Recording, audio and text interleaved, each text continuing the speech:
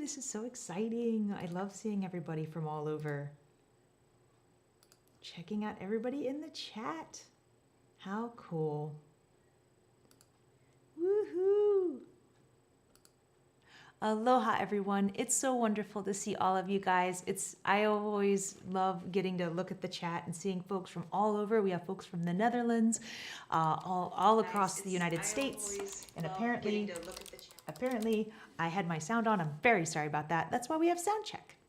So there we go. But it's so great just to see so many folks. This is exciting. Yay. All right, you turned the Wi-Fi off on the other iPad? I did. It's on airplane mode, the Wi-Fi's off, and it's on Do Not Disturb. So I tried all of the things. So awesome. Oh, and Brazil too. Aloha, Eileen. Good to see you. How cool is this? How awesome.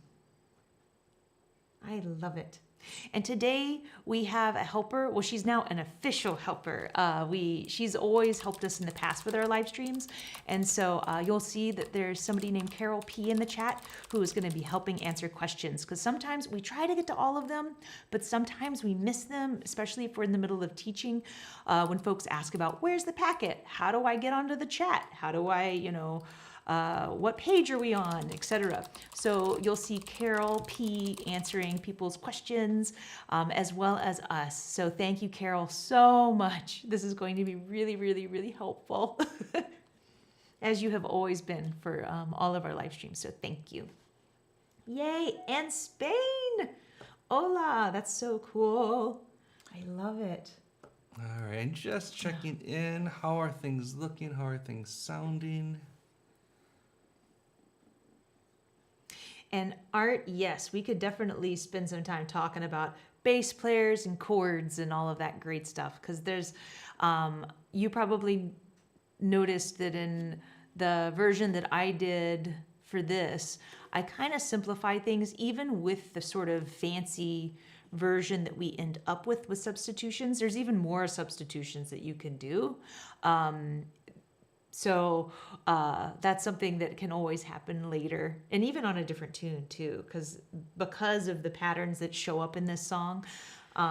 It's really all the stuff we talk about is applicable in other standards too. So it's pretty awesome. Aw, Germany. I miss that we didn't get to go back this past year. We had so much fun with our Berlin retreat. We still talk about it, and I'm really hopeful that we're going to get to go back. Who knows? Maybe 2022 we'll get to come back. They're in the UK, and I mean, I'd love it if we could visit the Netherlands too. I have friends there, and Belgium. Oh my gosh, I'd love to go back and see the folks at Brukulele. They were a blast. All right, and oh, thanks, Maggie. For the first time, oh my gosh, so for the first time since the pandemic, I decided I would wear jewelry because I can, and I don't have Cameron grabbing at them right now. So thank you for noticing. Yeah, this is actually, this particular set that I'm wearing is one that I always think back to Ukulele Festival of Great Britain when that one was around my birthday, if I remember right. But Craig got me this set from one of my favorite stores there as a birthday gift. So I always wear this and go, oh, and think of walking around London. It was such a great time that we had there. Yeah, and Eric did bring up a good kind of comment about an app called Jamulus.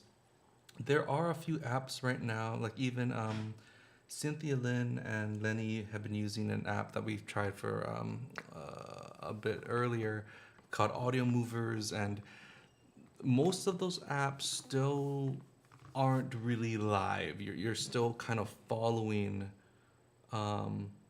someone else, and then it kind of staggers the feed and then combines it.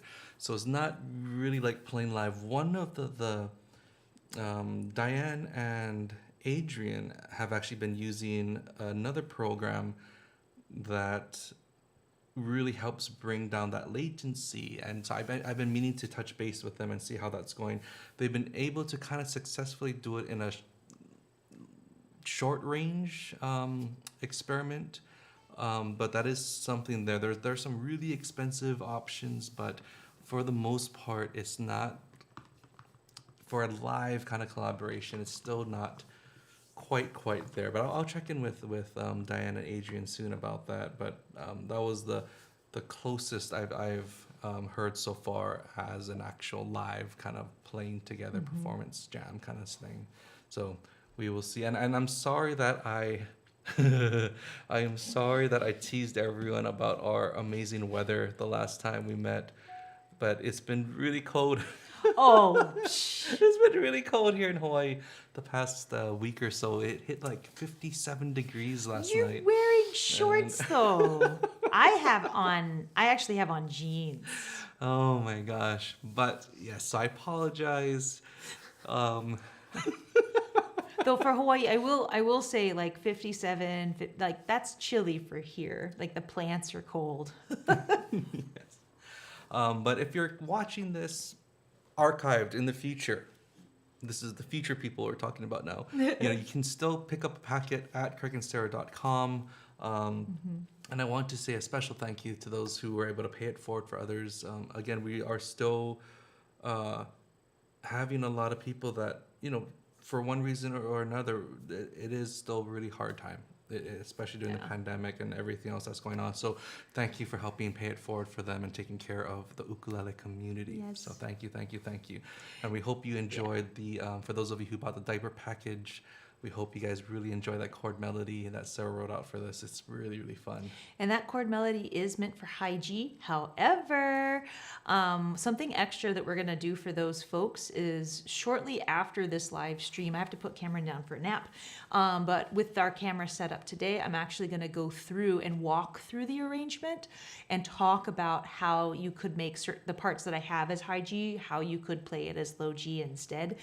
And then I'll try to go through a very slow playthrough of it at the very end. So it'll be like a little mini lesson that I'll record for that. And then we'll send the link to that out today, or no, probably we have to edit the video. So it may not go out until tomorrow or the next day, Sunday or Monday, but we're going to do that little bit of extra because there's so much cool stuff that we were just like, okay. 11 degrees. Ugh, and Chris Miller says there's snow on the ground. Oh.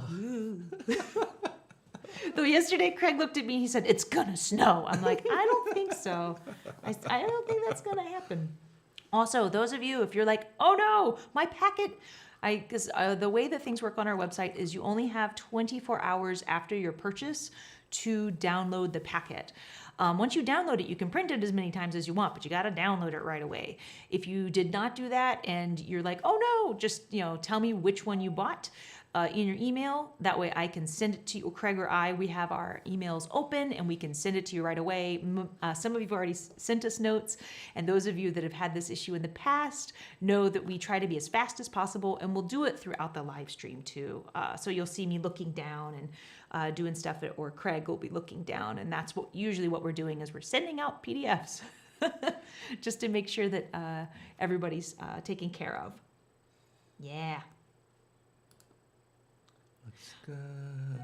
Oh wow, I can't believe the East Bay is gonna be in the 70s today. You guys are gonna have a beautiful day today. That's nice. I think our high today is 74. I think it'll be a lovely day. Negative 24 in Wisconsin. Oh my gosh. What does that even feel like? I don't want to know. I can't even picture negative 20. And negative 18.4. No, thank you. Oh my goodness. Good thing you have your ukuleles to keep you warm. Woo. Oh my gosh. And that counter is the official counter before we start. I figured it keeps us on track and also reminds people that we do take a little bit of time just to do a mini Q&A and some sound checking. I love to have a little bit of a live sound check. Well, that's great too, because there have been times when people have said, "Oh, oh, there's a weird latency. Oh, there's this. And we're able to fix it before we get started teaching so that we don't have that extra distraction. So. And for those of you who are wondering, we're actually using, for these live streams, we're actually switched to a couple of nice shotgun mics out of frame just so that it doesn't block our hands or ukulele. So we're kind of testing that out today. So hopefully you can still hear everything. This is kind of new for us for that setup. Of course, we do have a really nice Studio mics that we use for more of the performance side of it. But for the live streams, we figured, this is just so much easier. Well, and we've had some people say, oh, I missed that chord because the mic was in front of your hands or there's a shadow or something.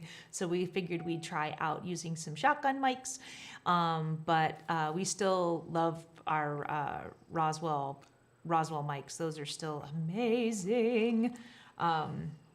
So, yeah. Let me see. Well, that's a great question. For 3555, you have two options. Great question. Oh, yeah, we're going to talk about that today. Yeah. So for 3555, the easiest way to do that, let me see. Add to broadcast. Boom. So for fingering for 3555, you can either do a double bar like this. Sometimes you can. Oh, yeah, these might ring. But the easiest way to do that is 3-5-5-5 this way with 4 fingers. You've got 4 strings and 4 fingers. So it kind of depends on context. If you're going somewhere where you might want the double bar instead of the 4. I mean, there's always going to be context, but this to me is always easier than the double bar. But depending on what's happening, it's nice to be versatile at both. But great question. Oh, Diana Lee, we just brought you guys up. We have to check in with you guys soon about the software that you guys are using for your jams up in Canada. Yeah. And then somebody had mentioned that your uke is a little soft, but I think it's because Craig was just playing it softly. Yeah. So we'll make sure when he's going through and doing a bit more, he can dig in a little bit more. But thank you for letting us know. That's always good to know. Oh my gosh, but there's so many fun announcements to make soon about the Ukulele Festival Hawaii. There's so many things that we can't get into yet, but we will amazing. Next month. So or maybe the end excited. of this month. We will see. Yeah, we're super, super excited. Yes, and we'll send out, if you're part of our mailing list, we'll send out like the YouTube channel for the festival and all that, so you guys can stay up to date on that, because there's gonna be some really fun. We're doing more than just the festival this year. We're having some mini events leading up to it, and we have secured some amazing talent for those. So we're just soon we'll be able to announce everything soon. Another question, 2323. Is A diminished 7. Why not F7 flat 9? It's about context and the key that you're in. And also what you want to hear the bass player play. So for me, going from that A flat to A, that chromatic movement, root-wise, is something that I really enjoy. Also, the other thing too is that I actually went and found 5 different versions of sheet music to sort of compile, just so that I had as many varieties as possible. And all of the ones that I found had that diminished chord. So there's also that too. So if I'm doing research and I see that, I'm like, But the big thing is context. Having that A flat to A movement, and then leading up to the B flat movement. Right? So you've got that nice chromatic thing going on.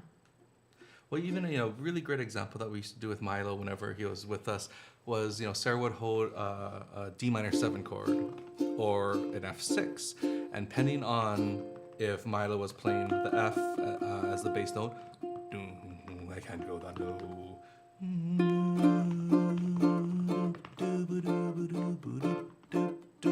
Or he played the D note.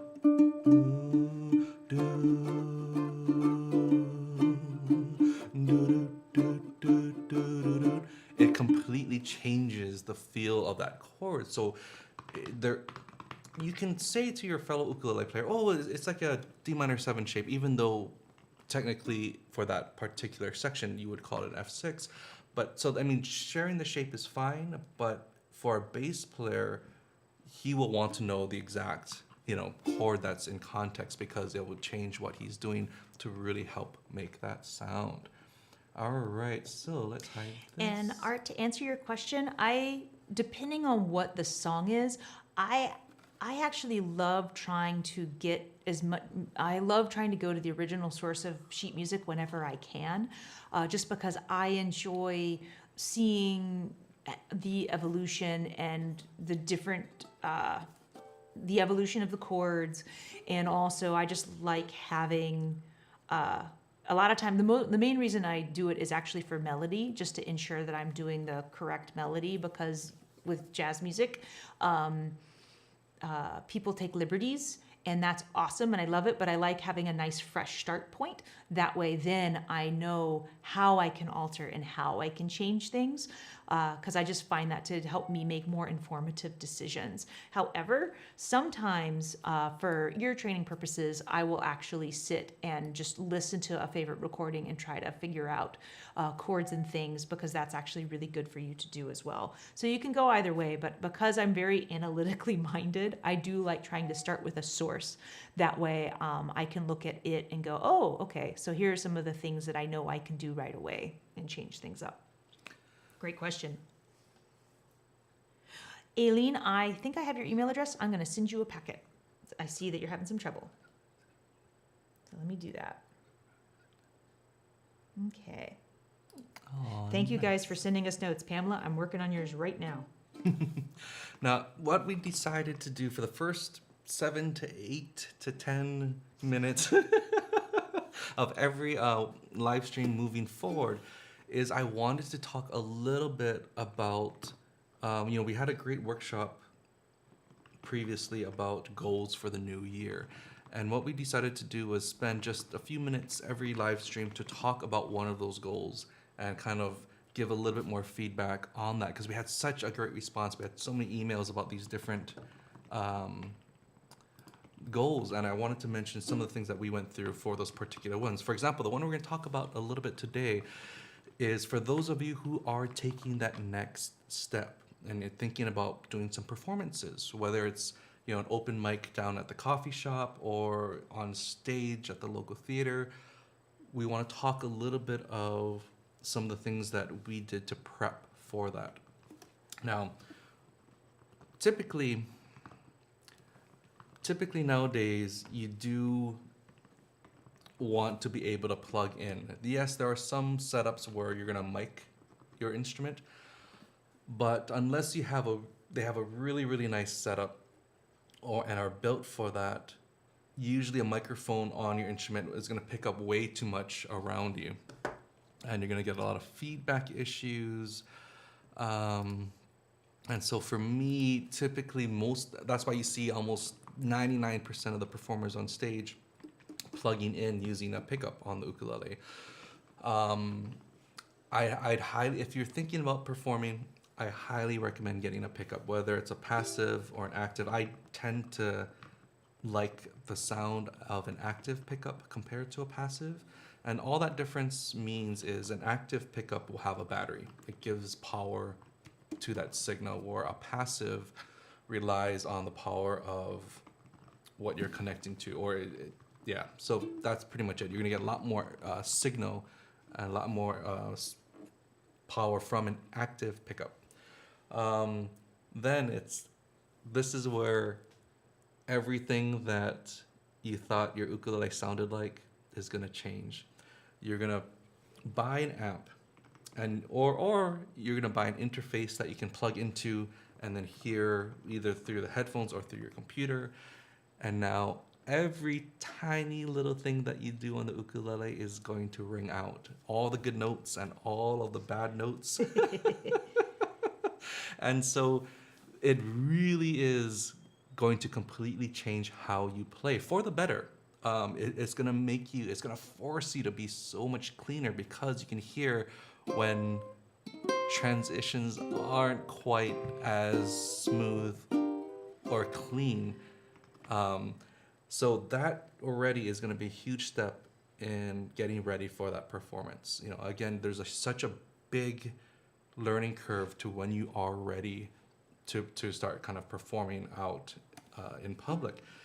And again, that was a whole, when I first started, no one told me to like practice like that. Now, you know, I just practiced acoustically, and then I bought a pickup, but I never practiced with it. And then I got on stage for the open mic, plugged in, and because I was not used to how it sounded, it completely threw me off. I wasn't comfortable. I made way more mistakes. I didn't realize that I didn't want as much sound in the monitor coming back at me, because all of a sudden, either I was on the verge of feedback, or I couldn't really, I felt like I had to barely touch the strings because of how much sound I was getting back.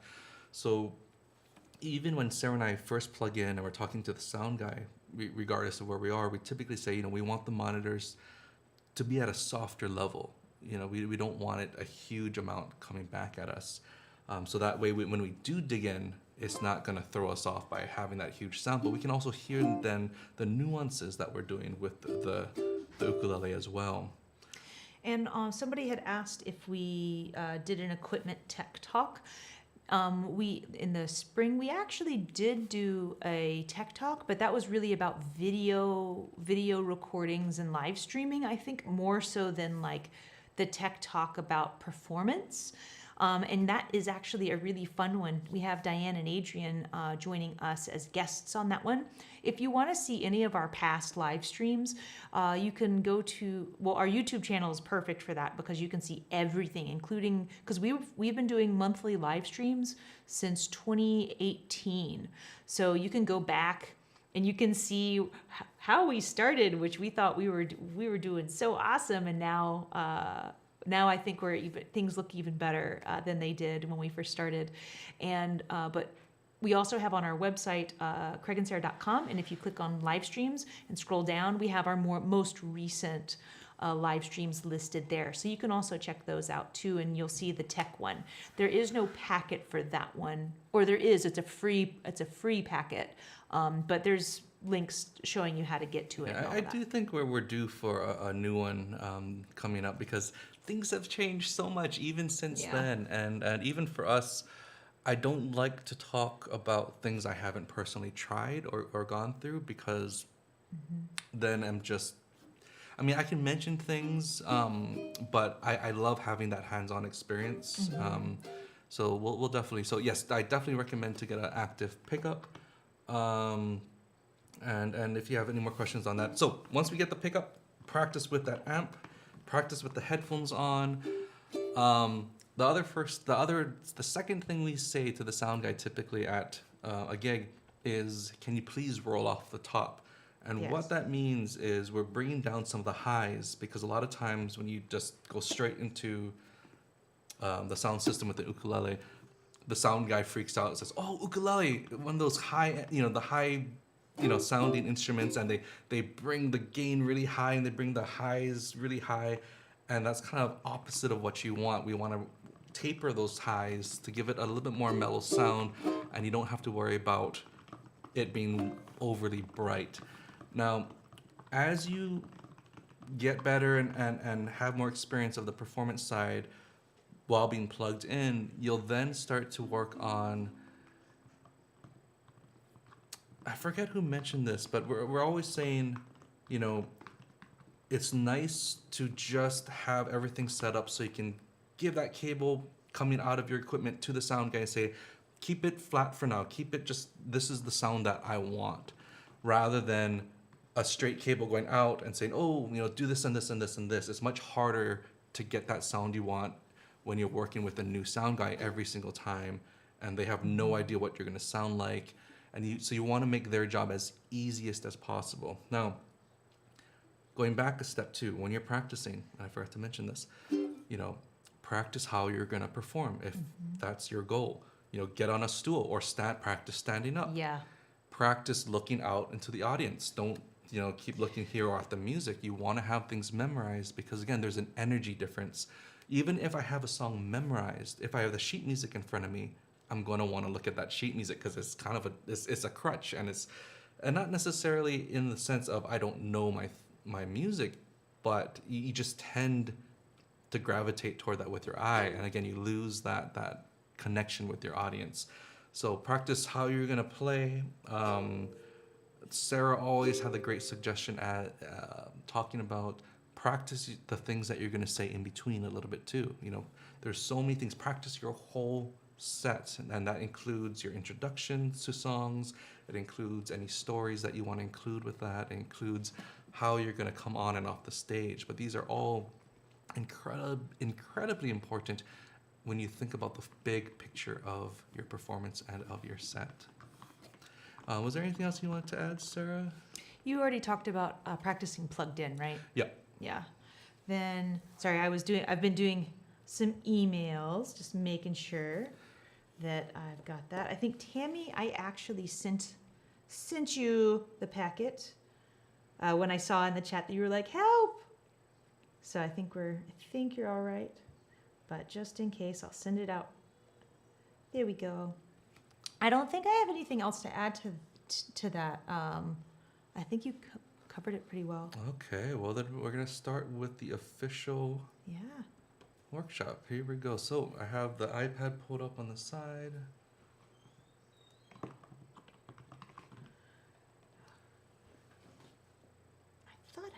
Oh no. All right, Tammy, let me know if I didn't send you the right one. So sorry. So. I'll send it to. Awesome. And then it looks like my music is cut off a little bit. Let me do a little. Let's see if that fixes it. Oh no, it's actually cut off. There we go. I think that's it. A little bit more. So I may have to scroll some when we are going through. So we had one person ask the question, what's the red numbers next to the chords? That is the fret number. I decided to make it red just so that it was very obvious that it was something that was very important. A lot of times when I have things all in the same color, I notice that it all kind of blends together. So with this song, this is sort of our bass version of it, as it were, that we're working with. And so, do you want to just go through and play through it once, Craig? Sure. Okay. If you know some of the chords, feel free to play along with us. And even if you don't, you can still try to hop in when you can. Craig and I are just going to kind of do a quick playthrough, and then I'll go through it with you guys, and then we're going to start manipulating and move some things. I'm going to scroll up some as we play, since I don't have everything on the page, but that is totally okay.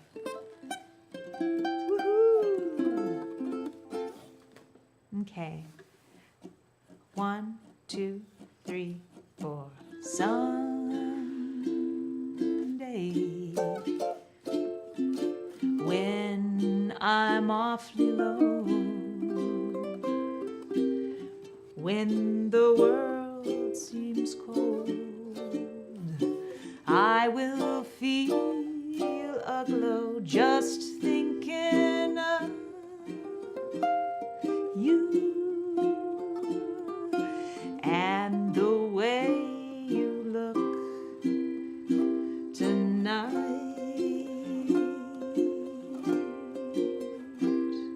Again, here we go. Oh, but you're lovely with your smile so warm, your cheeks so soft. There is nothing for me but to love you, and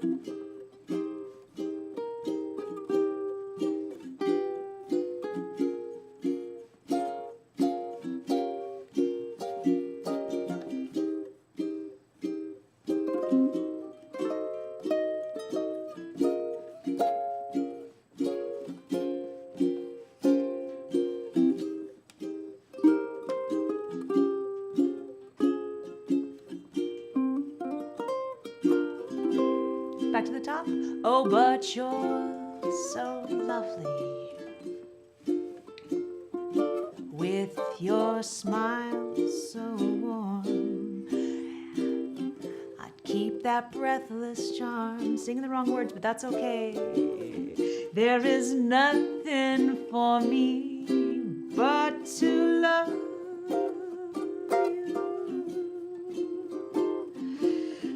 just the way you look tonight. Let's do that phrase again. The F, the D minor, G minor 7, C7, the F major 7,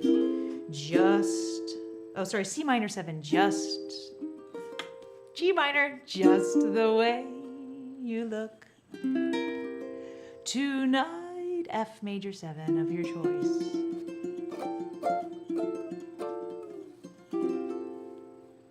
Sorry, folks, I didn't have enough room on the page to be able to do the whole song, so my apologies, but you get the idea. Those of you that bought the packet, you'll see that there's actually sheet music at the end of the packet where I have a variety of versions of it written out, and I actually have the full ending written out there. But for the purposes of the live stream, trying to keep things on one page if I can for being able to show stuff. So let's go through and let's talk about this now that we've kind of played it and gotten you a little bit more familiar with it. So the very first chord, I have us playing the easiest F major 7 you can. It's just 5-5, open, open. Now with this, I have two options for you for D minor 7. You could either take your two fingers, slide them down, and then play D minor 7. There we go. Like that. Scroll it down just a hair. A little bit. Whoop. A little bit more. A little more, Craig? Yeah. Okay. Okay, good. Awesome. Or because you're already on the 5th fret, you could just bar. It doesn't matter to me which one you use. So that's why I have that green highlighted there, is whichever one you want to use for that. Then we just have a G minor 7, which should remind you of a B flat going to C7. A minor 7, I gave you two options. You can just play all open if you want, or you can do this one with the open, not with the open, with the barring, this crazy one that some people are like, how do you do that? The way that I tend to play this chord is I bar the 2nd fret, my middle finger plays the 3rd fret of the E and A string, and then my ring comes over. Like that. You can use 4 fingers if you want, index and then 2, your middle and your ring and then your pinky, like that. I find this to be really awkward. I don't like using this voicing. There's also another voicing that I don't have written down that looks like G minor, but it's on the 3rd fret, which you can also use, and that's open, 4, 5, and 3. So that's also an option, but it's not movable. That's part of why I don't have it written down in the packet. So, but I have talked about this one in past workshops. Then we have a D7. Doesn't matter which one you use, whether it's D7 or D7 like this.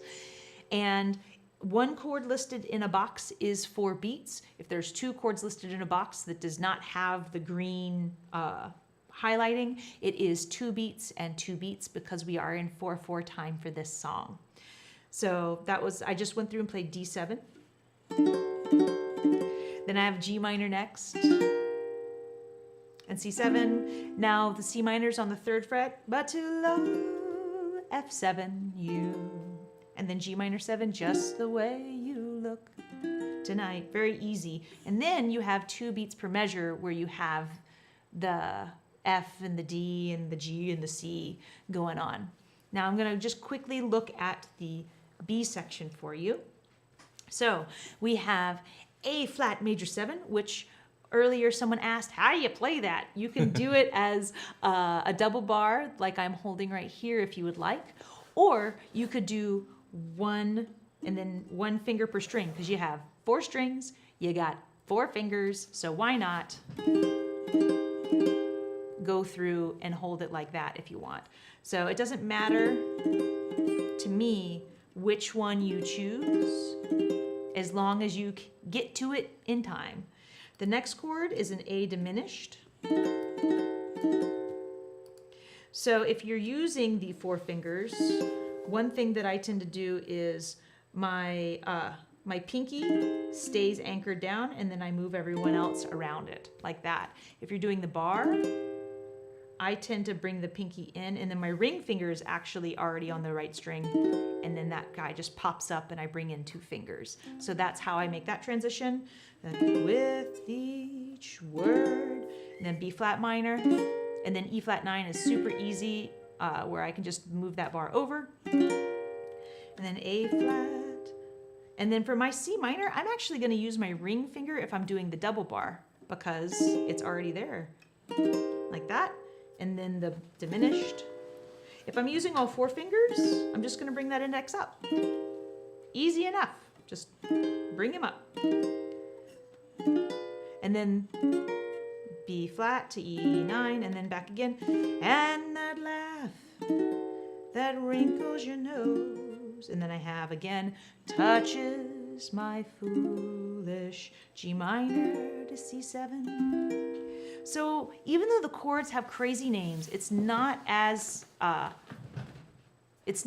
scary as you would think. So definitely let's go through it. And I think it actually is great going through it if we leave the awesome up close camera, Craig. Thank you so much, because I love that. And I love you.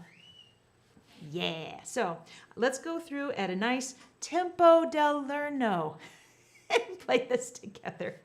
So, and I'm going to do my best to play what's on the page. That way you don't look at my hands and go, wait, mine doesn't look like that.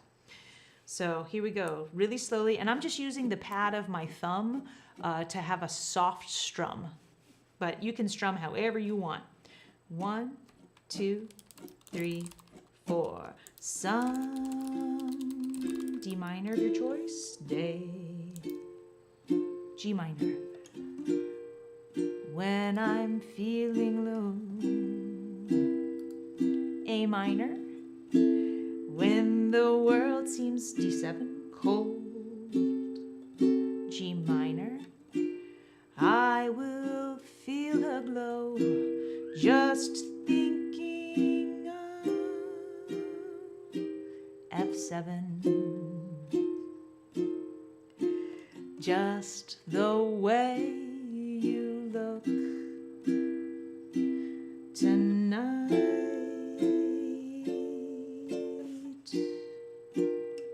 And again with that. Let's do the verse again. Oh, you're lovely.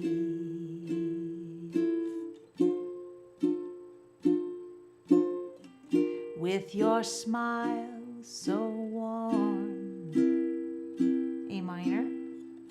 And your cheeks so soft. There is nothing for me but to love you. And the way you look tonight. Here we go. We're going to go to the second ending for the B minor, first fret. I'm going to scroll up. A flat.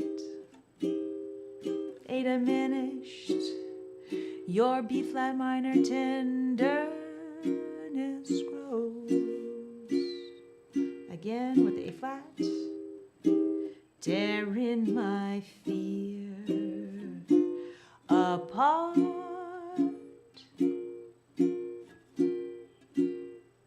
A flat.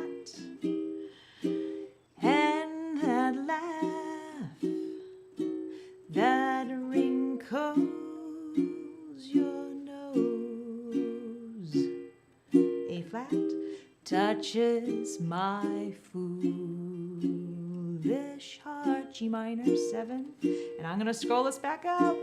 2, 3. Oh, lovely.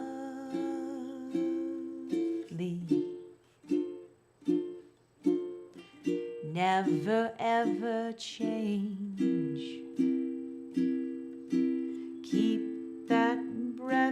endless charm.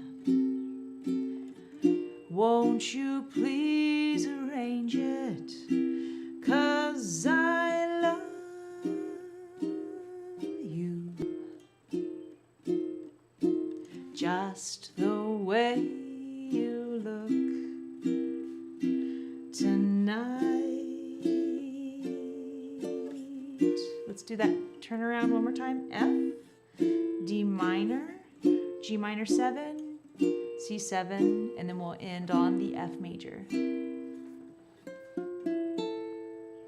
Aww, how pretty. Yay! Now, one thing I do want to add before moving on. Please, Craig, add away.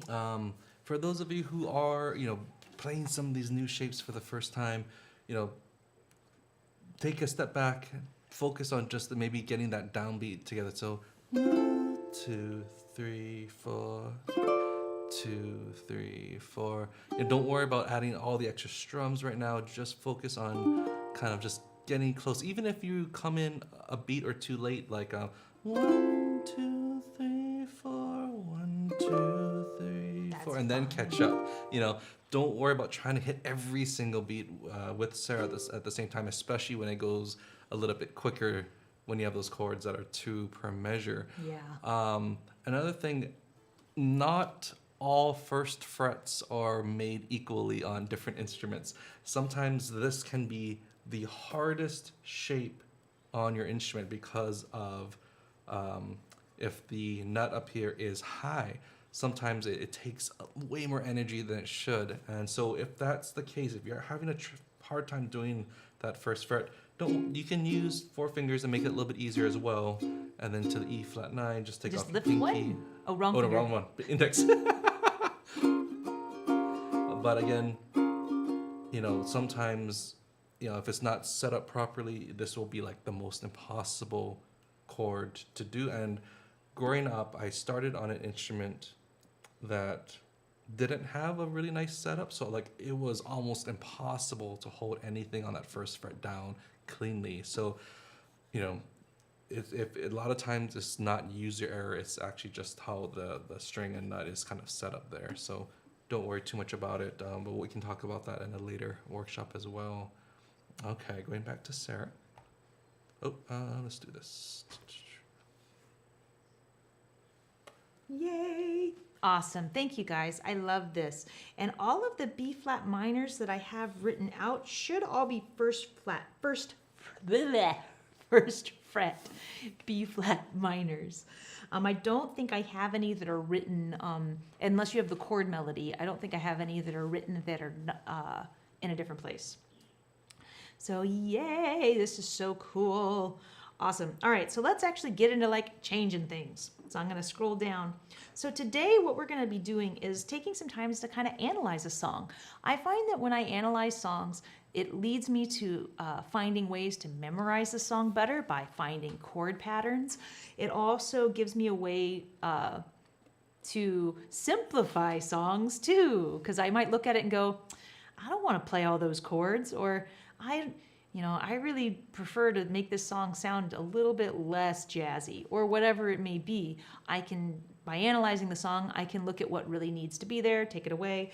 I also learn a lot about the melody. And a lot of times with these jazz songs, when you see crazy chords like C minor add 11 or whatever, a lot of times that extra fancy pants thing you see, like the add 11, is actually in the melody. And so it's telling you that so that you'll just make a point when you play it. Oh, if you're singing it, maybe I should add that note to the chord because it's going to help me sing the song. So things like that. It also gives you, analyzing songs also helps you with getting soloing ideas too. Because there are some songs that you may look at, like for example, something like Satin Doll, where you have the melody line and the chords that they're, you see it all written out, where you have ba ba da da da da da da, and if you look at the next series, da da da da da da da da, that's actually the exact same rhythmic phrase up a whole step. The chords do that, and the melody does that. So maybe when I'm figuring out what chords I'm going to use, I'm actually going to try to pick something that's movable, so I can move move the chords up to reflect what's actually happening in the song itself. So those are things that you'll notice if you actually are able to take the time and look at the tune. And you can really help tell the story of the song. One thing that I think a lot of us forget is if you're singing a song, or even if you're an instrumentalist, what's going to be more important, the chords or the melody? Your melody. So you want to make sure whatever chords you choose are going to help enhance whatever the story is. So analyzing the song and looking at what the melody's doing as well as what the chords are doing is going to be really, really great for getting you to enhance and tell the story of the song how you see it. So just things to keep in mind. And I think the typing in the background, it's either me or Craig. We are both typing and we both type really fast, so I'm very sorry. So we have a verse I have written out, and what we're going to do right now is simplify it. Those of you who are beginners are going to be like, why didn't you do that earlier? But so we're just going to work on a verse right now. So what we're doing is, for jazz songs, if you want to make them more simple, anytime you see a major 7, a major 6, or major 11 or whatever, anytime you see a major chord, just make it the regular plain Jane major chord. So in our case, F major 7 can be just an F chord. Done. No need to do anything else. Then same with minor 7, minor 6, you can make those just a minor chord. Done. Easy, easy enough. And then if I have, say, a dominant 7 chord like C7 or F7, sometimes you can actually make it a fancier sounding chord, but it's easier, I think, easier to play. In our case, I'm changing our F7 to be an F9 chord. That's a dominant 9 chord, because I found that that's actually easier for my fingers to get to right after that C minor. So I'm taking a look at where you see the green highlighted area on our current verse. You'll see that I've got a plain Jane C minor as an option, but I feel like that full bar C minor 7 is fine, but people have trouble playing bars. You can do that with the open. But if I have this bar chord here with that C minor 7, switching to F7 can be a little tricky. So what I might do is switch to an F9, which is just, you have two ways you could do it. The way I probably will do it is take my index, slide down, and then add this middle finger to cover 3. Again, if you're using one finger per string, you can just move down one finger and done. It's a very subtle difference, but you've made the change. You can also use your middle for the bar and then add your index and do that too. There's multiple ways you can get there. So that is one thing that, even though you're using a fancier chord, it makes it simpler to play. So keep that in mind, that sometimes dominant 9 chords are easy. Also, you'll notice that there were some chords I didn't change. Like, for example, our G minor, I didn't make it a straight G minor because I actually think that that G minor 7 chord is really easy to get to. And that also leads me to my next thing of that C7 chord we could still keep, but you might notice that I actually switched it and made it become a regular C chord. The reason for that is, if you notice G minor 7 on the 1st fret, and that C chord, which has that red 3, moving it up to the 3rd fret, it's just one pattern that I can just play here and then move it up and play here, which I think is a really easy way to start moving up your fretboard. So a dominant 7 chord like C7 is based on a major chord. So sometimes you can actually play the regular major chord instead of that dominant 7 chord. Simplify it even further, which is what I did there. Now you can certainly play C7 if you prefer that sound. There's nothing wrong with that, but I wanted to show you this option because I think it's really neat that you've got this one pattern here, and then you just move it up 2 frets and you've got that going for you. And I think that's all the simplification that I did. So let's go through and play a super easy version of our verse. Here we go. 1, 2, 3, 4. Someday. G minor 7. When I'm feeling, move it up to the 3rd fret, low. A minor. When the world seems cold. G minor. I will feel a, move it up, glow. Just thinking of the 3rd fret, if I want all 4 fingers, and then just move 1 finger down. U, G minor, and the way C7 you look tonight. This part's super easy. G minor, move it up, move it back down. F, D minor. Let's do it again. Oh, but you're lovely. G minor with your smile so warm. A minor, and your cheeks so soft. G minor, there is nothing, move it up for me. But I'm going to do the barred version now. Love you. G minor, and the way you look tonight. And then we'll just end on an F, just to be done. But neat, right? You can totally just move that on up for that G minor to C. Now, if you play low G, this voicing of C may not sound as the harmony might not sound as tight on your instrument because that you've got that low note happening. So you might actually want to play the full actual closed C.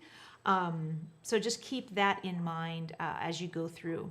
But that's us just taking this and going, I don't want to play the fancy chords. And it still sounds great. You can still sing the song and you've got some really nice movement going on. So now we're going to get fancy and we're going to go kind of back to our bass version and take a look at some different things. One thing that I like to look at, whether it's this fancy pants version or the bass version that we started with, is I like to look for chord patterns.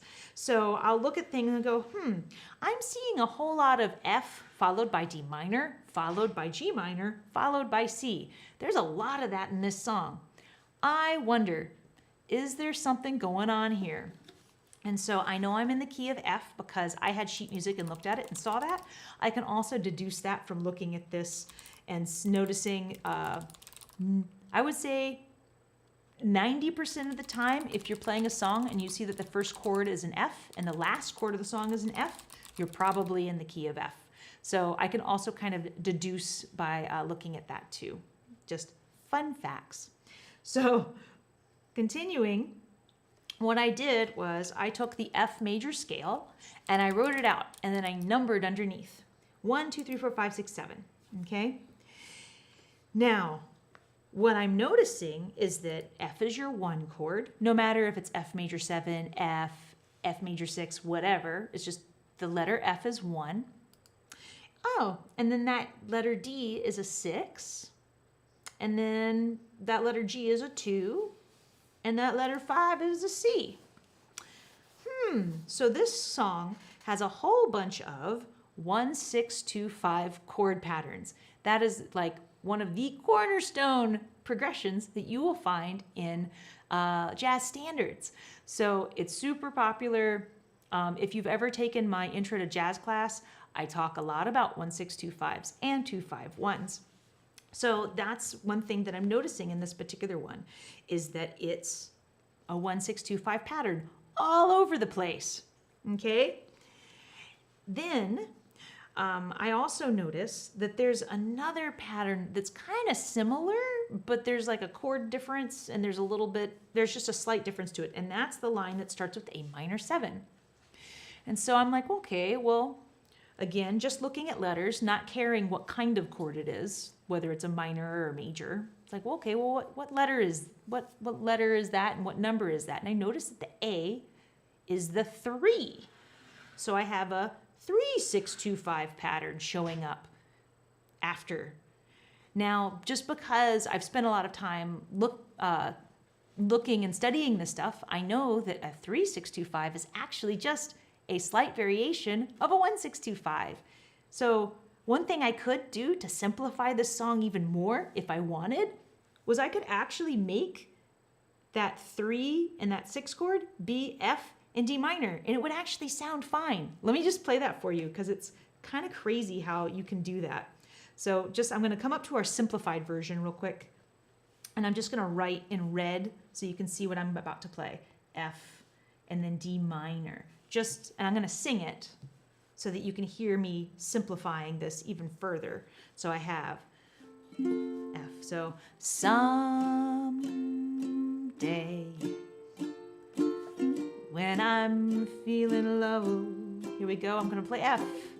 When the world seems cold, I will feel a glow just thinking of you. So yeah, I simplified it even more and just made it F and D minor because I could. But I actually like the change of that A minor and D7. It's a really pretty sound, and it's also, there's other substitutions that you can do to that A minor and D7 that I don't get into this time because you can think of that area tonally being like a 2-5 in G minor. I'm not going to get into that. Do not worry about it. But continuing on. So that 3-6-2-5 is just another variation of a 1-6-2-5, and I can keep it there if I want, I can simplify it if I want, or I can make it fancier if I want, which I'm actually going to do later in the packet. Is everyone okay? Give us a thumbs up in the chat if you're doing great, because this is some slightly heavy stuff, but I thought it was really, I get excited and I think it's really fun. So thank you for bearing with me and going through some theory. So, should that E9 be an E flat 9? Yes, it should be. I must have a typo somewhere, so thank you for pointing that out, Kathy Kelly. I will definitely double check and take a look at that, so sorry about that. All right, but moving on, I have got the next thing, continuing just to look at patterns. In these standards, anytime I see a minor 7 chord, followed by a dominant 7 chord, I always kind of get suspicious because I'm like, I wonder if those chords have a relationship at all. Because you'll notice that G minor 7 and C7 totally are related. That's the 2 and the 5 of your F. So then I'm like, okay. So I noticed that there's that line that's C minor and F7 followed by G minor and C7. And I know the G minor and the C7 is the key of F. I'm also in the key of F, so that makes total sense. But C minor and F7, I wonder if they're related. Well, maybe it's a 2-5 movement, like what's happening with G minor to C7. So I'm going to say, well, what note is a whole step away downward in pitch from C? Well, that would be a B flat. Okay. So let me write out a B flat major scale and see if I can see any relationship between C minor and F7 if I was thinking about B flat being my 1 chord, just for funsies. And so I do just that. So I write it out and I'm like, well, hey, that C minor chord is a 2 and that F chord is a 5. Oh, how neat. And so then I'm going down the rabbit hole even further, and I'm like, hey, that B flat chord, that chord reminds me of another chord that I'm actually already playing in this song. G minor 7 and B flat, are they related? Yes, they are. So you'll notice that I put up the little circle of fifths, and you'll see that B flat and G minor are right next to each other. They are best budsies, they're related. G minor is the relative minor of B flat. Why on earth would I want to know this information? Well, the cool thing about that is that they share the exact same scale notes, except B flat major starts with a B flat, and G minor it's the same exact notes as your B flat scale, except it starts on G instead. And that's why it'll have a more minor sound, because it starts on a different place. So one thing that's really neat is I can see how C minor to F7 to G minor, you remember our original thing up here? Let me get my highlighter so you can, up here, doot, doot, doot, doot. It's like, oh, well, could I actually change that G minor chord for fun? Let's try it and see what happens.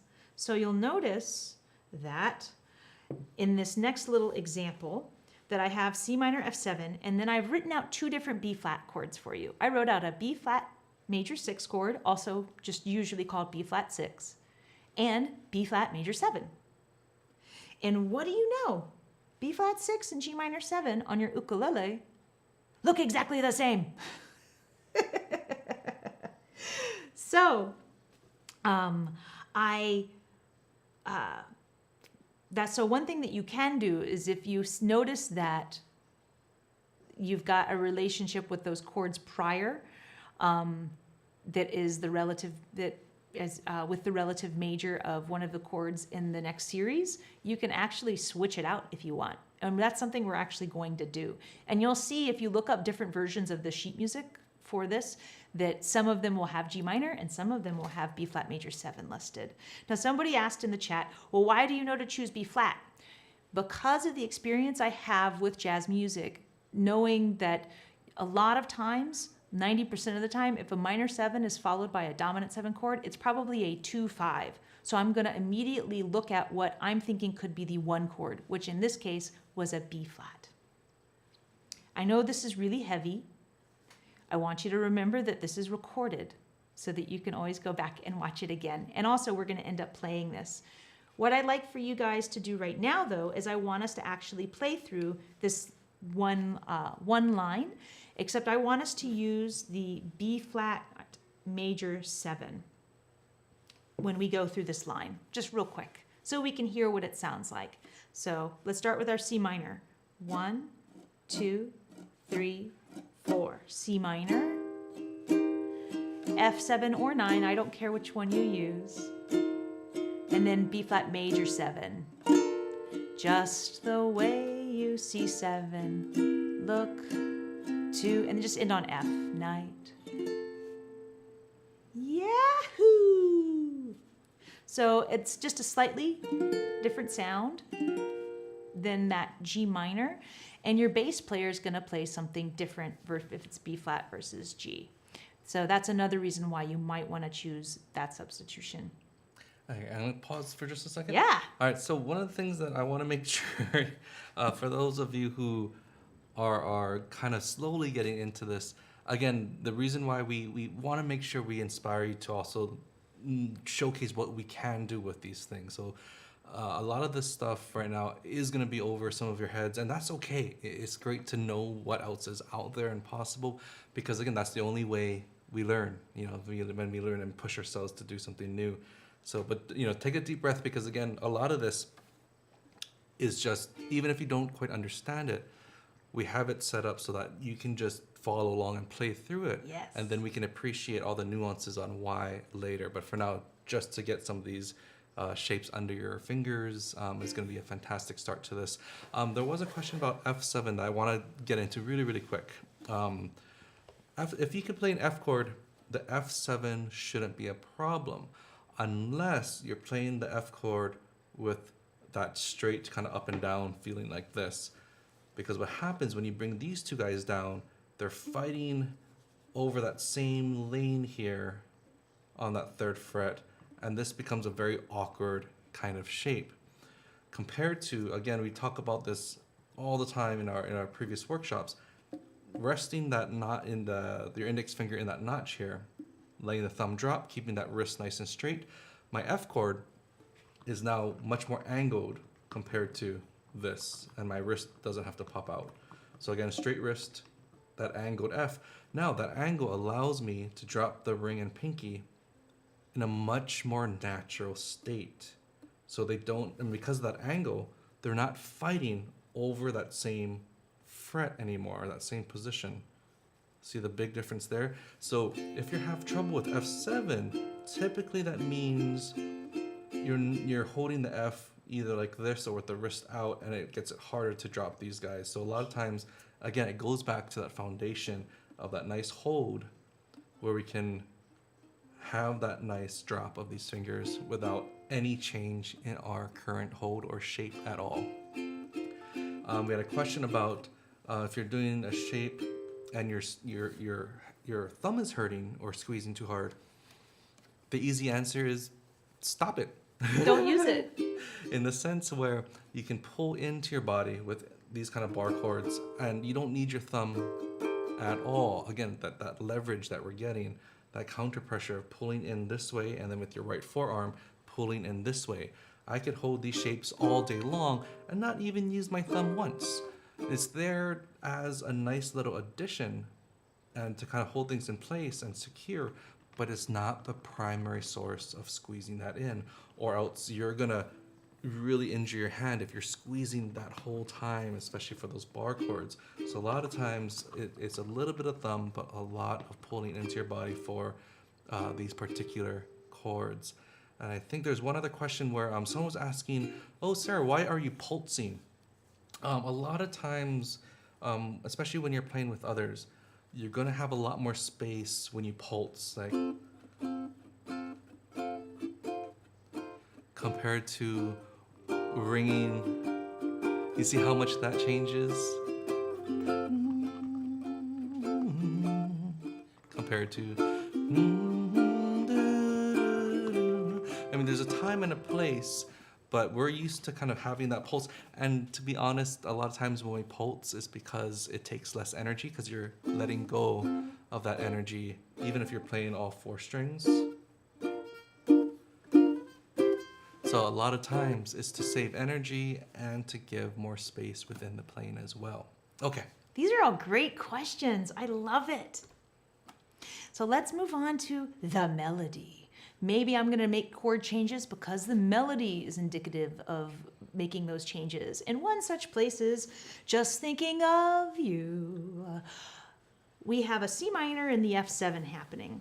But one thing that I'm noticing is that melody note of is actually an F note, which happens to be the 11th or 4th, depending on how your brain likes to think about these things. 11 would be how I would think about it, because that should be the highest note in your chord. It won't be in this particular voicing. That's okay. But adding that note totally changes how our chord sounds. And it also will allow you as a singer to be able to hit that note easier because you're getting to hear it. I sometimes find that when the 11th is notated in a standard within the chords, 90% of the time it's because it's in the melody, and it would be really helpful to do it because that 4th note is really close to that 3rd note, or flatted 3rd note in this case, and you're gonna want to play that note. So here we have Just Thinking, I'm gonna do the first one, of you, versus the next one, which is Just Thinking of you. So I may actually add that fancy pants note. It has this crazy name, but it's just adding the melody note to the chord. That way, as a singer, it helps me hit it. So that would be why. Somebody asked in the chat, why is that? And that is why, is because I am adding that melody note, which is the 11th note, which you're like, 11, how'd you get there? I just took the scale and wrote it out again and just kept adding numbers. So for example, I'm gonna write the C scale real quick. Let me do this. I'll just write in red. C, D, E, F, G, A, B, C, D, E, F, G, A, B, etc. And I'm just doing 1, 2, 3, 4, 5, 6, 7, 8, 9, 10, 11, 12, 13, 14. So if you see those numbers that are like high up, it's just us writing the scale again and tacking on the numbers. Usually that higher number, just it's telling you, please make that the highest note in your chord, if you can. So if I was playing it and I wanted to actually play that high F note, this would be the prettiest sounding voicing, which is the voicing that I would use if I was doing a chord melody. So there is that. Woo, woo, woo. So thank you guys. So there's other places in this song where you can add the melody and you're going to make chords have a slightly different name.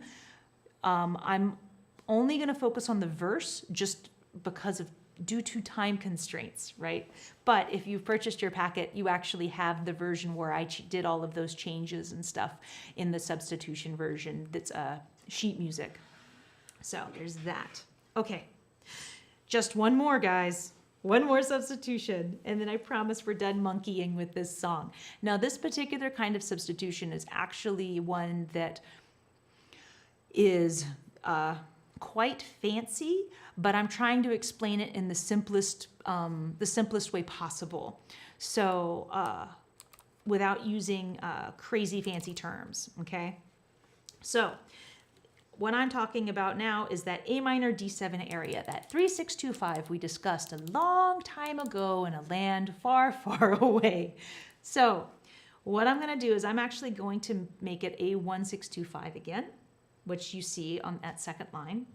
But then I'm going to actually add this extra little something because I really want my bass player to play some downward movement.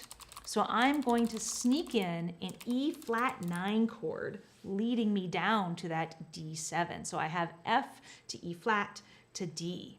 Now, I could conceivably add an E7 in between there, but that sounds really terrible with the melody, which is why I didn't do a full chromatic walk down.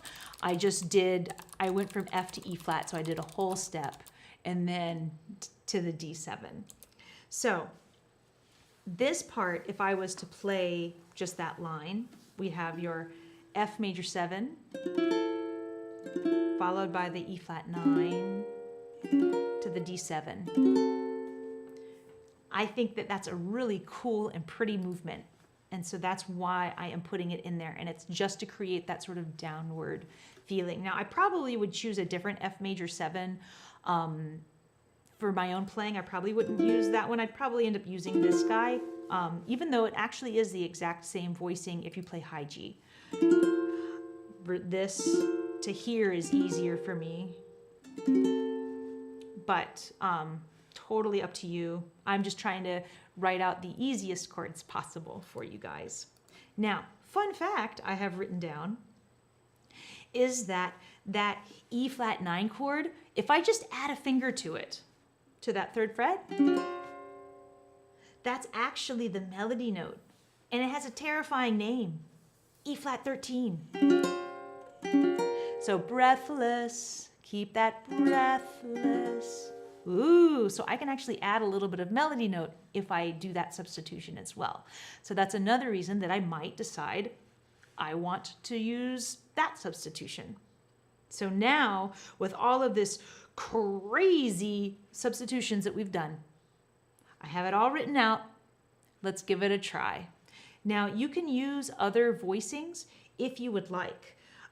Than the ones that I've written out. I try to write out the easiest ones for you. Oh, and that's something that's a little, this needs to be green because this is optional.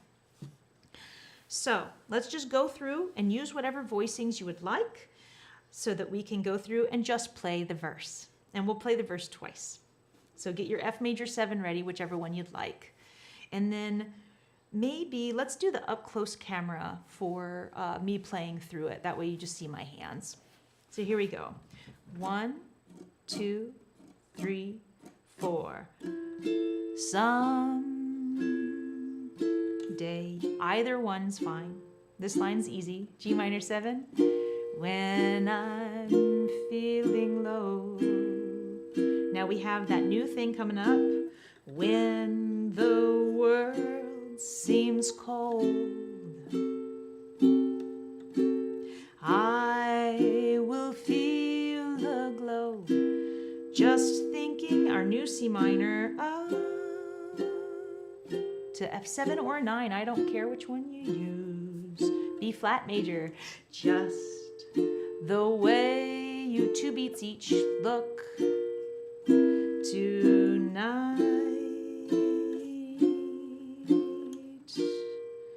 Let's try it again. Here we go with that next little turnaround.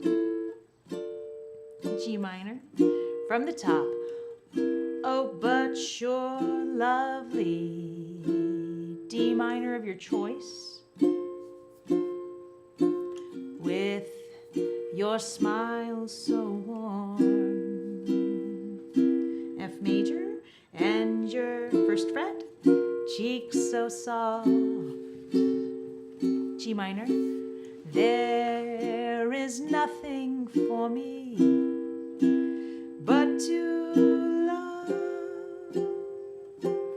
F7, because I love that chord. B flat, just the way you look tonight. G minor. Let's do that one more time. F, D minor, G minor 7, and we'll end on an F chord. Yeah. So all of those really cool substitutions that we did, I have them written out here. And again, you can play this all over the fretboard. It doesn't have to be just these first position chords that I used here. So that, you guys made it. We made it to the end of the packet. Can you believe it? I was doing my best to get us there as quickly as I could. I also want to thank you guys, the ones that who did pick up a packet. Again, we try to showcase everything on screen, just so that we can actually teach you through it. And thank you for those who are helping us invest on this side of it. A special thank you to our Artist Works students as well. But this has been a fun thing that we've been trying to do monthly. So thank you guys for helping us continue to do these live streams. Now, one thing that I would like to do too is I'd like to actually kind of play through a verse, maybe utilizing different places on the instrument, just so you can see me going through it. And this will be the last time that we do have those multiple endings in red as well, because I can understand the frustration and confusion, and that's... You weren't the only one that was confused on that, so thank you for your patience on that. But yeah, we'll make sure it's a different color or something for the different endings, not fret numbers. Oh, sure, I can do that. Sorry, I thought I circled it in hopes that that's not a problem. All right, so going through it, I'm just going to play chords that I would probably do, just the voicings I might do. So I have someday. When I'm feeling low, when the world seems cold, I will feel a glow just thinking of you and the way you look tonight.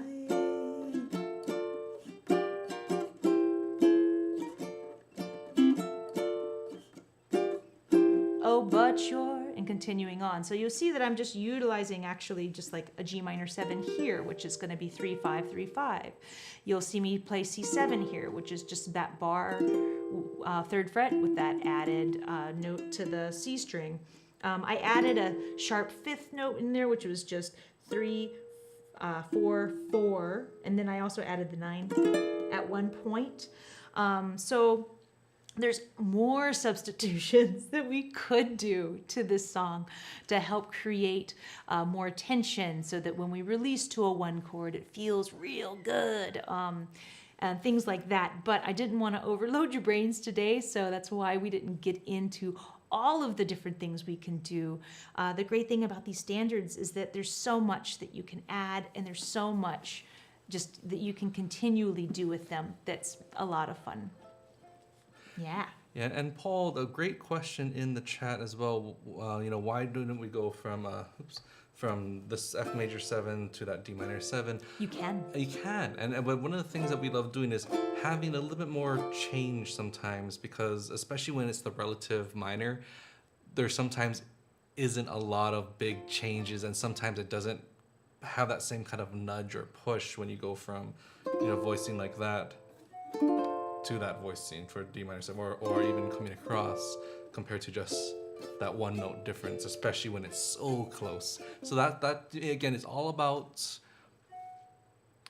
your version of these things too, because again, there's no right or wrong. These are all just kind of ideas and options to try. So really great mention of that in the comments as well. And I also want to thank Carol, who was busy in the chat Thank you, Carol. workshop as well. Thank you for helping out today, Carol. It made such a big difference. And also somebody said, well, what about F7? Yeah, play F7 up here if you want. That's totally fine. And I mean, if I was doing, if I was playing the C minor 7 add 11 up here, yeah, I would stay there because I'm already barring the 5th fret. You bet. So absolutely. We always try to show the simplest chords possible when we're doing stuff like this so that it's accessible to everybody. But you can fancify it and play anywhere, these chords, anywhere you want up the neck. Absolutely. Also, if let's say this E flat 9 chord, you could play E flat 7 instead if you wanted. You aren't limited to only playing E flat 9s. So you can actually play E flat 7 instead if you like how that sounds higher up the neck. For me, choosing E flat 9 was purely because it was super easy to go from here to here. So excellent questions. I love that you guys are asking great questions. Your target tempo is totally up to you. The target tempo that we were doing for this was mega slow because I was keeping it more as like a ballad. But when I've performed this song, a lot of times I'll actually do it as sort of a bossa-esque feel. And then the last time I sing it, I'll go into swing. So it's kind of up to you what you would like to do with the arrangement as far as what your target tempo is. So just keep that in mind as you're playing. I love listening to as many versions as possible because you can come up with some really cool ideas. Now, there is one thing in the packet that we did not cover today that I just want to point out that everyone has access to it no matter which level of packet you purchased. And that is, this song a lot of time has an intro where you hear da-dum, ba-dum, da-dum, da-dum, and that'll repeat twice in the beginning, and it'll also be sort of an interlude that you'll hear actually during that 1-6-2-5 area that's done in the middle, that's in your turnaround. So you can actually play that. And I gave you the chord melody of it so that you can start adding that to the song if you would like. That's a sort of bonus that everybody got. I believe that's at the end of your packets. So you'll see it's, I believe I titled it Intro and Interlude so that you've got the tab of that. And I even gave the chord diagrams above the tab too because there was enough space for me to do so. So that'll be something that you can totally add. And thank you guys again. And we hope you have a wonderful Valentine's next weekend. Mm-hmm. And thank you for, we had a quick date change on this because of the big game tomorrow. So I'm glad you guys were able to check us out today on a not normal Sunday. And for those, we did have a couple emails asking if you do want to help support these live streams even more. You can buy multiple packets throughout, from our previous videos. Carol just put the link in the chat. Thanks, Carol. If you did want to just do straight tips, this all goes into furthering these live streams. Again, it helps us maintain our equipment. And I'm glad people noticed the audio change with the shotgun mics. Yay. That's awesome to hear. I'm really, really glad to hear that feedback. But thank you guys again so very, very much for your support. And I hope you really have some fun with this. If you end up working on this and post it on social media, definitely tag us or send us a link. We want to see what you guys can come up with and what you guys do with this base material. And it's so great to see you guys. Yes, absolutely. And then also real quick, the Diaper Club does have the chord melody. There are some things in that chord melody real quick. I just want to say don't forget there's a symbol that says strumming up for high G because that's your melody note.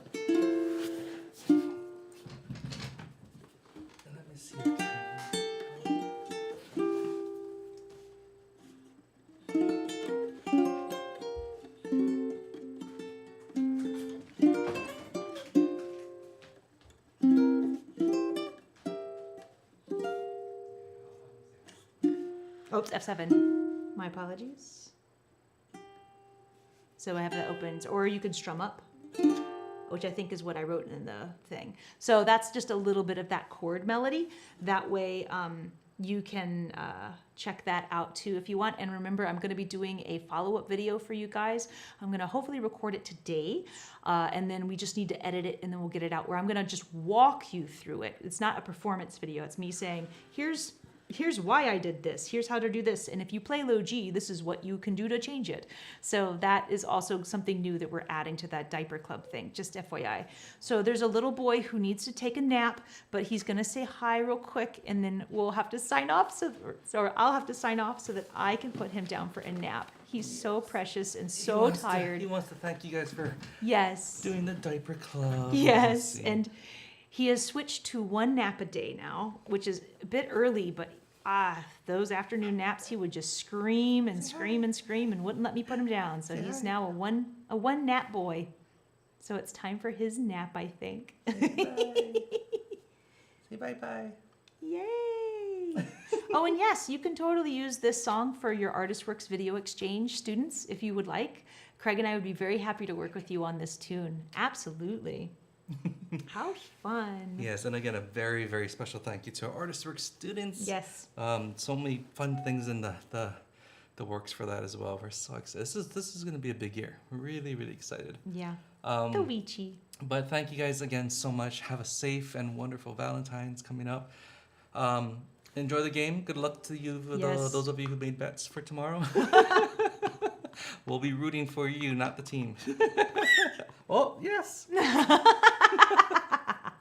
Awesome. Thank you guys again. Yes, thank you. Have We'll a see wonderful you soon. day. Oh, wait, when is our next workshop? Our next workshop is in March. I don't have the date on me right now. I'll look it up real fast. But we do have a special March date as well to hold. March 6th, I believe, is our... Yes, we just solidified information with the workshop we're hosting for Jake Shimabukuro. Oh my God, it's going to be so cool. So that's going to be awesome. It's going to be so cool. Yeah, so Jake's workshop, it hasn't been officially announced yet, but you're hearing it from us March 6th.